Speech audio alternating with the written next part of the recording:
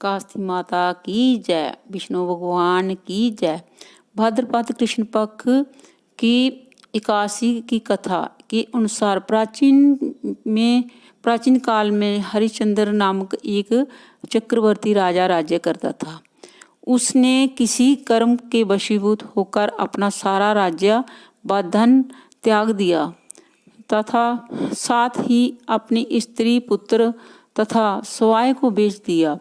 वह राजा चंडाल के दास बनकर सत्या को धारण करता हुआ मृतकों का वस्त्र ग्रहण करता हुआ रहा, मगर किसी प्रकार से सत्या से विचलित नहीं हुआ।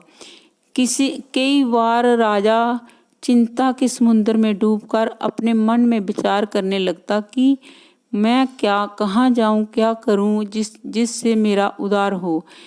इस प्रकार राजा को कई वर्ष बीत गए कि एक दिन राजा इसी चिंता में बैठा हुआ था कि गौतम ऋषि आ गए।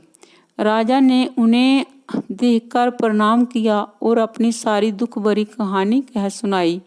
ये बात सुनकर गौतम ऋषि कहने लगे कि राजन, तुम्हारे भाग्य से आज से 7 दिन बाद भाद्रपद कृष्ण पक्ष की अजा नाम की एकादशी आएगी। तुम विधि पूर्वक उनका व्रत करो।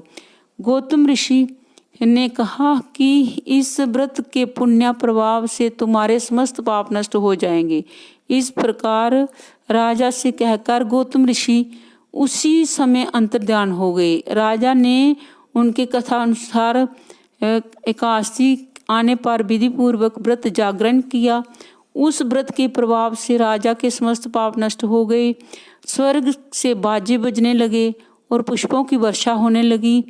उसने अपने मृत पुत्र को जीवित और अपनी स्त्री को वस्त्र तथा आभूषणों से युक्त देखा। व्रत के प्रभाव से राजा को पुण्य राज्य मिला। अंत में वह अपने परिवार सहित स्वर्ग को गया। ये सब अया काशी के प्रभाव से ही हुआ। अतः जो मनुष्य जतन के साथ विधि पूर्वक इस व्रत को करते हुए रात्रि को जागरण करते हैं, उनके समस्त पाप नष्ट होकर अंत में स्वर्ग लोक को जाते हैं और प्राप्त हो जाते हैं।